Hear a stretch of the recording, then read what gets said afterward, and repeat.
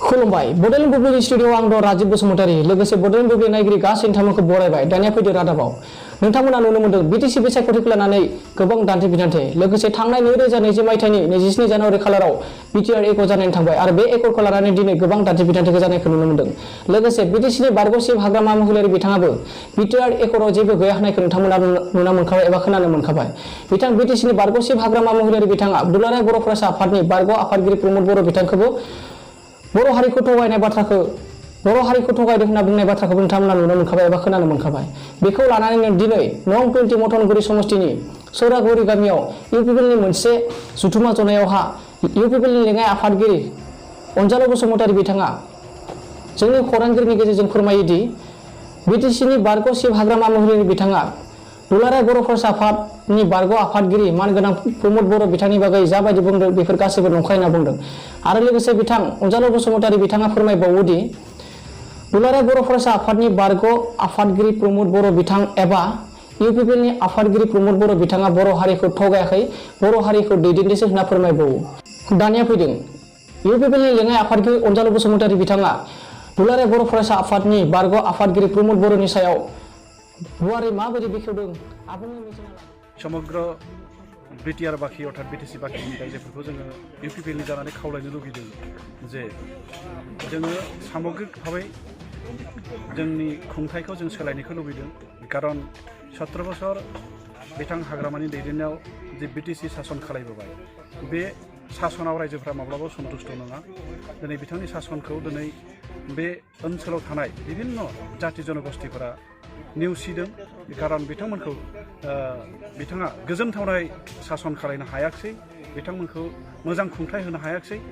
बिनि थाखाय दिनै बे ओनसोलाव थानाय गासै रायजोफ्रा बिथांखौ दिनै माने नेवसिनो थाखाय थियारि जाबाय आरो फैगौ समाव बिटिआर इलेक्सना जायोब्ला बिथांखौ फेजेननानै गोदानै इउपिपिएल सरकारखौ दानायखौ थि खालायदों रायजोआ आरो बिथां इउपिपिएलनि आफादगिरि प्रमद बर' बिथांनि दैदेननायाव जों मोनसे मोजां सासन मोनगोन होननानै दिनै रायजोफ्रा मिजिंथिदों आरो बिथांखौनो फोथायनानै दिनै बिटिआर ओनसोलाव थानाय बिभिन्न जाति जनगोष्ठीफोरा ट्रेक्टरनि सावगारियाव भट होनानै बिथांखौ देरहासार खालायनायखौ मिजिंथिदों। सार बिटिआरनि गोबां दैदेनगिरि बिथांमोना बिटिआर एकर्डखौ गनायाखैनो मोजां जायाखै होनना बुंबाय थादों। प्रमद बर' बिथाङा थगायदों होनना बुंदों। बे समाव नोंथाङा मा बुंगोन? बेथ' दुर्भाग्यजनक। मानो होनना बुङोब्ला साक्षी हिसाबैथ' बिथां हाग्रामायाबो दङ। बे एकर्डआव बिथाङाथ' साक्षी हिसाबै सहि होदों। बिथाङा जुदि थारैनो बे बिटिआर एकर्डआव जेबोआनो गैयामोनब्ला मानोथो बिथाङालाय साक्षी हिसाबै सहि होदों जों प्रश्न खालायो। आरो दिनैसो मानो दिनै गाज्रि होननानै बुंदों बियो बिटिआर सुक्तिखौ। आरो प्रमद बर'आ माबोरै थगायखो? जातिखौथ' बिथाङा दैदेनदोंबोसो। दिनै हसाखै प्रमद बर'आ थगायदोंब्ला नोंथाङालाय मानो दिनै थगायजादों? नोंथाङा सासे राफोद दैदेनगिरिब्ला नोंथाङा थगायजानायनि प्रश्नआनो गैया।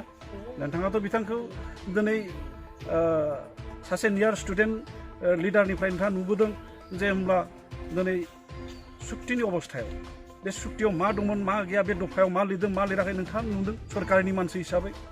खिन्थु नोंथाङा दिनै सुक्ति जाखांनायनि उनाव बे सुक्तियाव जेबो गैया, प्रमदआ थगायबाय, बे होननायाथ' मिनिथावना बाथ्रा। जों माब्लाबा बेखौ गनायनो हाया आरो बे नंखाय बाथ्रा।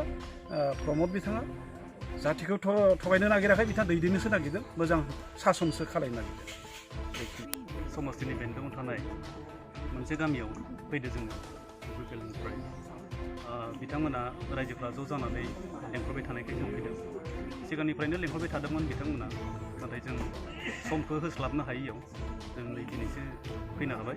रायजोफोरजों मत बिनिमय जाबाय। बिथांमोना जोबोद दागोन। दा बेफोर माबाखौ नायोब्ला जों मथनगुरि आरो सालबारि समष्टि बे मोननैयावबो जोंनि देरहानाया जे रोखा जाबाय।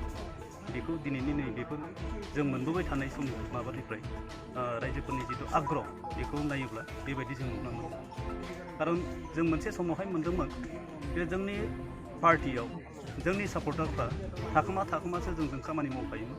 नाथाय दिनैनि थारिखआव जों नुनो मोनो इउपिपिएल सापर्टारनि अनगायै गुबुन पार्टिनि सापर्टारफ्रा दिनै थाखोमासो गाव गावनि पार्टिनि खामानिफोरखौ मावबोबाय थादों आरो दा बेफोरनो क्लियार पिक्सारा फैबाय जे हेबा जे इउपिपिएल सरकारा निजा प्रमद बर' सारनि नेतृत्वआव इउपिपिएल सरकारा जे जाखागोन नैबे जिनिसा दिनै रोखा जानानै फैबाय मैं आगते इपिएफ करছিলো কিন্তু বিপিএফৰ দুৰ্নীতি দেখা পাই এবাৰ মই ইপিএফত যোগদান কৰিছোঁ আৰু ইপিএফৰ ইমান মানে প্ৰচাৰ দেখা পাইছোঁ আৰু শক্তিৰে দেখা পাইছোঁ এইবাৰ ইপিএফ চৰকাৰ আমাৰ নিশ্চয় হ'বই ব্ৰহ্মপুৰ ডাঙৰীয়া আমাৰ চৰকাৰ কৰিবই লগতে আমাৰ মথনগুৰি সমষ্টি শাহজাহান আলী আহমেদ ডাঙৰীয়া তেনেকৈ হওক জিতবই এইটো গেৰেণ্টি আপোনালোকে যে আগত বিপিএফ কৰিছিলে আগত বিপিএফ কৰিছিলোঁ কিন্তু বিপিএফৰ পৰা আমি একো নাপালোঁ চাওক আপোনালোকে আজি আহিছে ৰাস্তা ঘাট চাওক আপোনালোকে এনেকৈ দূৰত গাড়ী থৈ আহিব লগা হৈছে আমাৰ কণ্ডিশ্যন একো উন্নতি নকৰিলে বিপিএফ চৰকাৰে সেইকাৰণে পৰিৱৰ্তন বিচাৰিছোঁ পৰিৱৰ্তনৰ কাৰণে মই আজি ইপিএফত যোগদান কৰিছোঁ আৰু ইপিএফৰ যিখিনি মই শক্তিশালী দেখা পাইছোঁ ইয়াত ভাল লাগছে আৰু আশা